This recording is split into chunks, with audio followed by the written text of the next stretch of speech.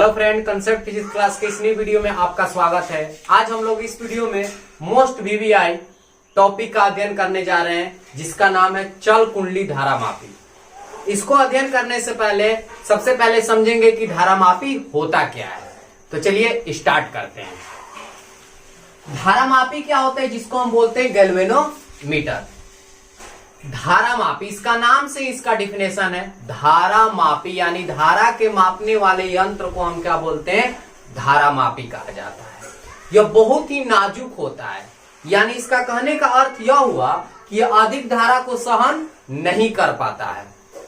यह अधिक धारामापी जो होती है, गैल्वेनोमीटर जो होती है, यह अधिक धारा को सहन नहीं कर पाती है, लेकिन इसकी सहायता से हम धारा के मानों को क्या करते हैं, मापते हैं। धारामापी को दो भागों में बांटकर अध्ययन किया जाता है। ध्यान समझिएगा, जो ये गैल्वेनोमीटर है, इसको दो भागों में बांटकर अध्ययन किया जाता है। एक को बोलते हैं हम चल कुंडली धारामापी और एक को बोलते हैं हम चल चुंबक धारामापी। एक को हम बोलते हैं चल कुंडली धारामापी और एक को बोलते हैं चल चुंबक धारामापी। चल कुंडली धारामापी में क्या है, देखिए, जिसके आगे चल लगा है यानी वो गतिशील रहेगी, यानी वैसा धारामापी जिसमें कुंडली गतिशील रहता है लेकिन चुंबक क्या रहते हैं, स्थिर रहते हैं, रुके हुए रहते हैं, उसे हम बोलते हैं चल कुंडली धारामापी। और जिस धारामापी में चुंबक गतिशील होता है, क्योंकि चुंबक के पहले चल लगा है, तो चुंबक गतिशील होता है और आपका कुंडली जो है वो क्या रहती है, स्थिर रहती है, तो उसे हम बोलते हैं चल चुंबक धारामापी। और जिसमें कुंडली गतिशील हो उसे चल कुंडली धारामापी। आगे चलकर चल कुंडली धारामापी जो होती है, यह पुनः दो भागों में बढ़ जाता है।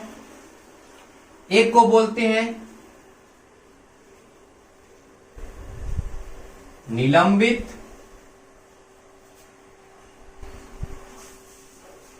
कुंडली धारामापी और एक को बोलते हैं किलकित कुंडली धारामापी। में आ रही है बातें। चल कुंडली धारामापी को कितने भागों में बांटकर अध्ययन किया जाता है, एक को बोलते हैं निलंबित कुंडली धारामापी, एक को बोलते हैं किलकित कुंडली धारामापी। आज हम लोग इस वीडियो में निलंबित कुंडली धारामापी के बारे में अध्ययन करने जा रहे हैं। तो निलंबित कुंडली धारामापी और किलकित कुंडली धारामापी में खास अंतर नहीं होता है, केवल इनकी जो बनावट होती है, इनकी जो रचना होता है, उसमें थोड़ी सी डिफरेंट पाई जाती है, बट इनकी सिद्धांत क्रिया विधि दोनों का एक ही होता है, यानी इनकी रचना जो होती है केवल अलग अलग होती है। बात समझ में आ गई। पुनः एक बात मोटी भाषाओं में समझ लीजिए, धारा के मापने वाले यंत्र को धारामापी कहा जाता है। यह बहुत नाजुक होती है, यानी इसमें अधिक धारा प्रवाहित करने पर यह खराब हो जाता है। ये दो भागों में बांटकर इसको अध्ययन किया जाता है। एक को बोलते हैं चल कुंडली धारामापी, एक को बोलते हैं चल चुंबक धारामापी। चल कुंडली धारामापी में कुंडली गतिशील होता है, चुंबक स्थिर रहता है। चल चुंबक धारामापी में चुंबक गतिशील रहता है, कुंडली स्थिर रहता है। चल कुंडली धारामापी को दो भागों में बांटकर अध्ययन किया जाता है। एक को बोलते हैं निलंबित कुंडली धारामापी और एक को बोलते हैं किलकित कुंडली धारामापी। निलंबित कुंडली धारामापी का अध्ययन हम आज इस वीडियो में करने वाले हैं और किलकित कुंडली धारामापी को नेक्स्ट वीडियो में इसका क्या करेंगे, अध्ययन करेंगे। तो यहां से ध्यान से समझिएगा, जो निलंबित कुंडली धारामापी है उसकी डायग्राम मैं यहां बनाया हुआ हूं। निलंबित कुंडली की जो डायग्राम है यहां बनाए हैं हम। अब इस डायग्राम को हम बारीक से एक एक जो स्टेप है इसको हम समझा रहे हैं। तो इतनी बातें जो है आप स्क्रीनशॉट कर लीजिए। इसके बाद हम इस डायग्राम के जो वर्ड है डायग्राम के बारे में, यानी इस निलंबित कुंडली के जो बनावट है, उसके बाद इसकी जो सिद्धांत है, जो इसकी क्रिया विधि है, सबका क्या करेंगे, वर्णन करेंगे। ध्यान से देखिए, सबसे पहले हम इसकी रचना के बारे में अध्ययन करते हैं।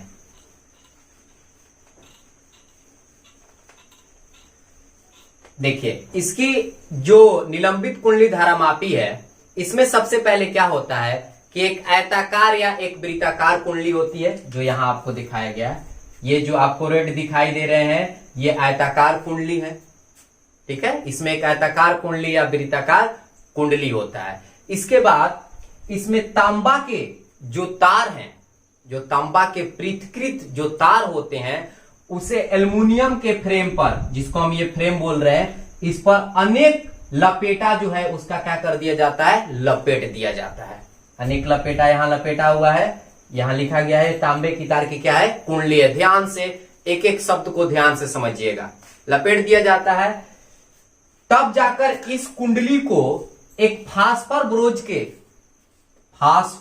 ब्रोज का एक तार होता है, इसकी सहायता से ये कुंडली एक मरोड़ टोपी जो यहां मतलब इस फास्फर ब्रोज की जो ये तार होती है, इसको मोड़कर, और इसका जो रिलेशन होता है, इसका जो संबंध होता है, एक संयोजक पेच T1 के द्वारा इसको क्या कर दिया जाता है, जोड़ा रहता है। कौन? फास्फर ब्रोज की पत्ती, और इसकी सहायता से जो ये आपकी कुंडली है वो क्या रहती है, लटकी हुई रहती है, ठीक है। और इस कुंडली को हम जहां लटकाते हैं, यानी ये कुंडली जहां लटकी रहती है, उसके दोनों तरफ चुंबक के ध्रुव, यानी एक तरफ नॉर्थ होते हैं, एक तरफ साउथ होते हैं, यानी एक शक्तिशाली चुंबक होते हैं। और ये नॉर्थ और साउथ जो होते हैं, ये यानी जो चुंबक है, ये नर्म लोहे के यानी मुलायम लोहे के क्या होते हैं, बने रहते हैं। इनके बीच इस कुंडली को क्या किया जाता है, लटकाया जाता है।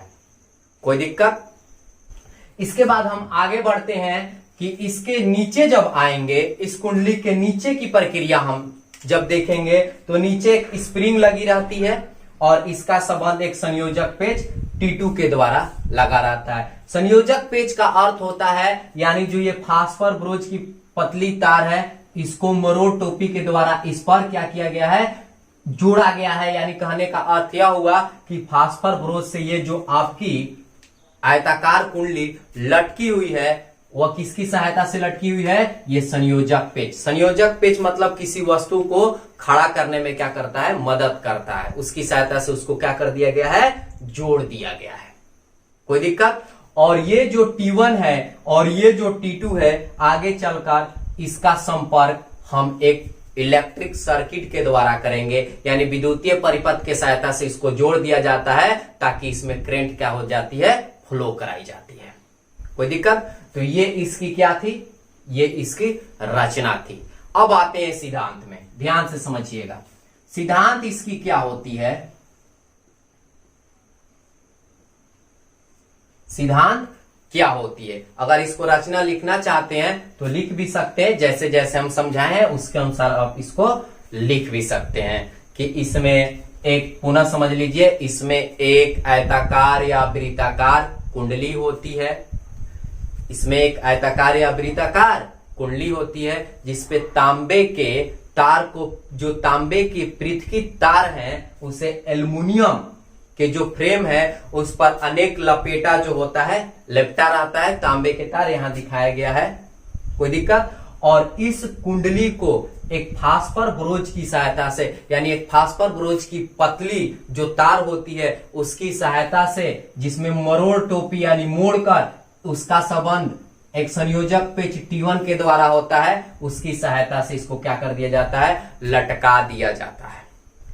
और इस कुंडली को एक शक्तिशाली चुंबक के दो खंड या दो ध्रुव नॉर्थ और साउथ के बीच क्या किया जाता है, रखा जाता है। और ये जो चुंबक होते हैं मुलायम लोहे के क्या होते हैं, बने रहते हैं। और इसका जो निचला भाग है उसमें एक स्प्रिंग लगा रहता है, और जिसका संबंध एक संयोजक पेच T2 के द्वारा होता है। और इस T1 और इस T2 को आगे चलकर एक विद्युत परिपथ के सहायता से क्या कर दिया जाता है, जोड़ दिया जाता है। अब देखिए सिद्धांत में क्या होता है कि जब इस T1 और इस T2 को एक इलेक्ट्रिक सर्किट की सहायता से जोड़ते हैं, और जैसे ही इलेक्ट्रिक सर्किट के से जोड़ते हैं तो उससे करंट क्या होता है, फ्लो होने लगता है। तो जब आई करंट फ्लो होता है, जैसे ही इसमें आई करंट फ्लो होगा, चुंबकीय क्षेत्र उत्पन्न होगी। मैग्नेटिक फील्ड उत्पन्न होगा। और मैग्नेटिक फील्ड उत्पन्न होने के कारण ये जो कुंडली है इस पर एक बल आघूर्ण कार्य करने लगेगी। बल आघूर्ण क्या करने लगेगा? कार्य करने लगेगा। और बल आघूर्ण कार्य करने पर जब इसमें बल आघूर्ण क्या करेगा? कार्य करेगा, तो ये कुंडली क्या होने लगेगी? घूमने लगेगी। और वहां बल आघूर्ण कौन सा कार्य करेगा? तो हमारे पास सूत्र होता है ताऊ बराबर N I A B sine theta. अब ध्यान से समझिए ये कैसे आया। एन मतलब लपेटों की संख्या। मान लेते हैं कि इस कुंडली में लपेटों की संख्या कितना है? एन है। इसमें आई करंट फ्लो हो रही है, इसका एरिया जो है ए है और बी इसका चुंबकीय क्षेत्र है। और किसी क्षण जब यह रोटेट कर रही है यानी ये कुंडली घूम रही है तो थीटा कोण बन रहा है, तो N I A B sine theta. तार का सूत्र क्या होगा? N I A B sine theta. अब थोड़ा सा ध्यान दीजिएगा, जब इसमें विद्युत धारा प्रवाहित की जाती है, जब इसमें विद्युत धारा क्या की जाती है? प्रवाहित की जाती है, तो ये जो आपका फास्फर ब्रोच की जो पत्ती है जिसको हम एफ से इंडिकेट किए हैं, और जो ये स्प्रिंग है जिसको हम एस से इंडिकेट किए हैं, ये ऐठन होने लगती है, ऐठा जाती है। ऐठन का मतलब ये क्या हो जाती है? ऐठा जाती है। और ऐठा जाने के कारण क्या होगा कि ये टार्क के विपरीत एक ऐठन बल इसका क्या करने लगेगा? जैसे ही इसमें करंट, पुनः समझिए, प्रवाहित की जाती है तो ये फास्फर ब्रोच की जो पत्ती है और ये स्प्रिंग है ये क्या हो जाता है? ऐठन हो जाता है। और ऐठन होने के चलते यहां एक ऐठन बल कार्य करने लगती है। और ये ऐठन बल जो होती है ये टार्क के अपोजिट कार्य करता है। टार्क क्या करता है? अपोजिट कार्य करता है। अपोजिट कहने का अर्थ हुआ कि अगर ये कुंडली इस प्रकार बल आघूर्ण से रोटेट कर रही है तो इसका जो ऐठन बल है इस प्रकार कार्य करेगा, यानी इसके घूमने में क्या करेगा? बाधा डालेगा। तो मैं आपसे पूछ रहा हूं कि अगर ये कुंडली संतुलन की अवस्था में रहेगी तो क्या होगा? यानी कुंडली संतुलन की अवस्था में तबे रहेगी जब इसका बल आघूर्ण और इसका जो ऐठन बल है वो दोनों क्या होना चाहिए? बराबर होना चाहिए। तब जाकर ये कुंडली क्या करेगी? रोटेट नहीं करेगी। तो संतुलन के अवस्था में जब हम यहां से चलेंगे, ध्यान समझिएगा, संतुलन के अवस्था में, तो संतुलन के अवस्था में जो टार्क है वह ऐठन बल के क्या आएगा? बराबर आएगा। यानी जो टार्क है वह ऐठन बल के क्या आएगी? बराबर आएगी। और ऐठन बल निकालने के लिए मैं मान लेता हूं कि इसकी जो बल आघूर्ण है ऐठन बल के लिए उसको हम C से इंडिकेट कर रहे हैं। बल आघूर्ण क्या है? C है। और ये एक ऐठन कोण बना रही है जिसको हम फाई से इंडिकेट कर रहे हैं। ध्यान समझिएगा, ऐठन कोण को फाई से, और यहां जो एंगल था उसको थीटा से इंडिकेट किए, और ऐठन कोण को फाई से, और जो ये बल आघूर्ण है वो उसके लिए ऐठन जो आपका बल है इसके लिए बल आघूर्ण C से इंडिकेट कर रहे हैं। तो ताऊ बराबर क्या हो जाएगा? C phi. अब यहां लिख देते हैं, यहां C जो है बल आघूर्ण है किसके लिए? तो ऐठन बल के लिए। और फाई क्या है? आपका कोण है। ठीक है, कोई दिक्कत? फाई क्या है? आपका कोण है। तो ताऊ बराबर क्या हो जाएगा? C phi. अब यहां से ताऊ के मान को रख देते हैं, तो N I A B sine theta बराबर क्या हो जाएगा? C phi. कोई दिक्कत? कोई प्रॉब्लम? अगर हम यहां से, ध्यान समझिएगा, अगर हम यहां से I के मान को निकालते हैं तो I बराबर क्या हो जाएगा? C फाई अब बाटा में N A B sine theta. क्या हो जाएगी? I बराबर C phi N A B, क्योंकि I को इधर छोड़ दिए और ये टोटल जो है मल्टीप्लाई है, इधर लाएंगे तो क्या हो जाएगा? डिवाइड हो जाएगा। समझ पा रहे हैं? तो I बराबर क्या हो जाएगा? C फाई बाटा में N A B sine theta. ये कब की कहानी है? संतुलन की अवस्था में है। यानी ऐठन बल और टार्क जो एक दूसरे के विपरीत लग रहे हैं, दोनों की जब मान बराबर होगी तब ये कुंडली किस अवस्था में आ जाएगा? संतुलन की अवस्था में आ जाएगा। उस केस में आपका करंट का जो मान होगा वो क्या होगा, C5 बाटा में NAB साइन थीटा, और यहां C बाटा में NAB एक क्या होती है, नियतांक होती है। अब यहां से लिखेंगे, यहां लिखते हैं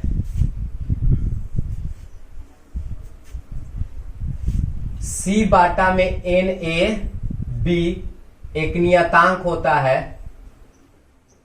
एक नियतांक होता है, एक क्या होता है, नियतांक होता है, जिसे हम के द्वारा क्या करते हैं, सूचित करते हैं। ठीक है, तो जब हम इसको हटाएंगे C बाटा NAB को, तो I समानुपाती क्या हो जाएगा, फाई बाटा में साइन थीटा। बात समझ पा रहे हैं? C बाटा NAB जब नियतांक हटेगा तो किसका चिन्ह आ जाएगा, समानुपाती का।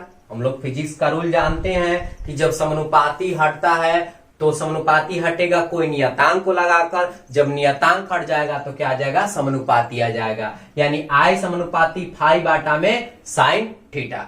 अब इस इक्वेशन से मैं मान लेता हूं कि यह समीकरण क्या है, 1 है। तो समीकरण 1 से क्या निष्कर्ष निकल रहा है, समीकरण 1 से यह निष्कर्ष निकल रहा है कि विद्युत धारा का जो मान है, विद्युत धारा का जो मान है, ऐंठन जो कोण है उसके क्या होता है, समानुपाती होता है, तथा इसके द्वारा जो टार्क, स्टार्टिंग में जो टार्क लग रहे थे उसके द्वारा जो बना हुआ एंगल है उसके ज्या, इसको हम क्या बोलते हैं, ज्या। ठीक है, ज्या के व्युत्क्रमानु क्या होता है, पाती होता है। तो इतनी बातें जो हैं आप स्क्रीनशॉट कर लीजिए, इसके बाद हम आगे बढ़ते हैं। ध्यान समझिएगा, अब यहां से आगे की ओर बढ़ रहे हैं। अब यहां से जो ये कुंडली है, जो ये आपकी कुंडली है, इस धारामापी को इस प्रकार से इसकी रचना की जाए, जैसे मैं एक केस बता रहा हूं, जब इस धारामापी को इस प्रकार से रचना की जाए कि जब ये घूम रहा है, जब ये क्या कर रहा है, रोटेट कर रहा है, तो प्रत्येक दशा में यानी प्रत्येक स्थिति में खींचे गए अभिलंब और चुंबकीय क्षेत्र के बीच जो बना हुआ एंगल जो है थीटा का मान 90 डिग्री हो। यानी इस प्रकार इस कुंडली का रचना की जाए, निर्माण की जाए कि प्रत्येक दशा में जब ये घूम रहा है तो खींची गई अभिलंब और चुंबकीय क्षेत्र के बीच जो बना हुआ एंगल है वह कितना हो, 90 डिग्री हो। तब उस स्थिति में क्या होगा, तो जब थीटा का मान 90 डिग्री हो जाएगा तो आई का सूत्र क्या हो जाएगी, C5 बाटा में NAB साइन, यहां हो जाएगी 90 डिग्री, I बराबर C5 बाटा में NAB, क्योंकि साइन 90 डिग्री का मान कितना होता है, 1 होता है। समझ पा रहे हैं आप? C5 बाटा में NAB, या इसको I बराबर क्या लिख सकते हैं, C बाटा NAB एक नियतांक है, इसे हम किससे सूचित करते हैं, K से सूचित करते हैं। तो ये क्या हो जाएगा, K फाई हो जाएगा। और यहां जो K है इस बोलते हैं धारामापी का परिवर्तन गुणांक। धारामापी का क्या हुआ, परिवर्तन गुणांक इसको बोलते हैं। आई होप आपको जो निलंबित कुंडली धारामापी है समझ पा रहे हैं आप। बातें जो है आप स्क्रीनशॉट कर लीजिए। अंत में आपको और एक बार समझा देता हूं कि सिद्धांत में क्या होता है, कि सिद्धांत में जब इसमें से करंट फ्लो कराई जाती है, जब सर्किट से जो T1 और T2 एक परिपथ से जुड़ा रहता है, जब उसमें I एम्पियर की धारा प्रवाहित की जाती है तो चुंबकीय क्षेत्र उत्पन्न हो जाता है। चुंबकीय क्षेत्र उत्पन्न होने के चलते यहाँ एक बल आघूर्ण कार्य करने लगता है, और बल आघूर्ण कार्य करने के चलते ये जो कुंडली है ये रोटेट करने लगती है, और किसी क्षण खींची गई अभिलंब और चुंबकीय क्षेत्र के चुंबकीय जो क्षेत्र है उनके बीच बना हुआ एंगल थीटा हो, और इसमें लपेटों की संख्या n हो, इसका एरिया a हो, चुंबकीय क्षेत्र b हो, तो टार्क का सूत्र हो जाता है NIAB साइन थीटा। कोई दिक्कत? और इसके विपरीत जो स्प्रिंग लगा हुआ है इसके नीचे, और ये जो आपके फास्फोरस की पत्ती है, ये जब इसमें चुंबकीय क्षेत्र उत्पन्न होता है। चुंबकीय क्षेत्र के सहायता से जो बल आघूर्ण उत्पन्न होता है, जब ये कुंडली घूमती है तो इसके चलते इसमें ऐठन आ जाता है। ऐठन मतलब मोड़ आ जाता है। ये स्प्रिंग जो है इसमें ऐठन आ जाती है और यहाँ एक इसके विपरीत दिशा में, यानी बल आघूर्ण के विपरीत दिशा में एक ऐठन बल कार्य करने लगता है और संतुलन के स्थिति में, यानी जो ये कुंडली है ये संतुलन की स्थिति में जो ऐठन बल है और इसका जो बल आघूर्ण है वो दोनों क्या हो जाता है, बराबर हो जाता है और वहां से हमें ये फार्मूला मिलती है। कोई दिक्कत? बहुत ही मोस्ट वीवीआई इसमें से एक ऑब्जेक्टिव क्वेश्चन आता है कि इस धारामापी की सहायता से 10 के पावर -9 एम्पियर की जो धारा है उसको मापी जाती है, यानी बहुत ही ये कम धारा हो गया। इसकी सहायता से कितना एम्पियर की धारा को मापी जाती है? 10 के पावर -9 एम्पियर के धारा को मापी जाती है। और एक बात और समझ जाइए कि ये जो लगा है रचना में, अगर मुझसे छूट गया है बताने में, तो ये जो है एक समतल दर्पण लगी रहती है। ये क्या लगी रहती है? समतल दर्पण लगी रहती है, जो फास्फर ब्रोच के घूमने पर ये भी क्या होता है, घूमता है। ये समतल दर्पण लगी रहती है। इसमें जो ये आपको दिखाई दे रहा है ये क्या है, समतल दर्पण है। तो आई होप आपको चल कुंडली जो है उसकी जो पहला पार्ट है जिसको हम बोलते हैं निलंबित कुंडली धारामापी, इसको आप अच्छे तरीका से समझ गए होंगे। इसके बाद हम दूसरे पार्ट में किलकित कुंडली जो धारामापी है उसका अध्ययन करेंगे। और दोनों में क्या होती है कि दोनों जो है एक ही जैसा होता है, बट अंतर कितना होता है कि इनकी जो बनावट होती है वह केवल अलग अलग होता है। यानी दोनों एक ही जैसा होता है, इनकी जो बनावट है केवल अलग अलग होती है। अगर वीडियो अच्छी लगी होगी तो लाइक और कमेंट जरूर कीजिएगा और अधिक से अधिक मात्रा में शेयर कीजिएगा। और चैनल को अभी तक सब्सक्राइब नहीं किए हैं तो प्लीज सब्सक्राइब कर लीजिएगा तथा बेल आइकन को जरूर दबाइएगा। Thank you.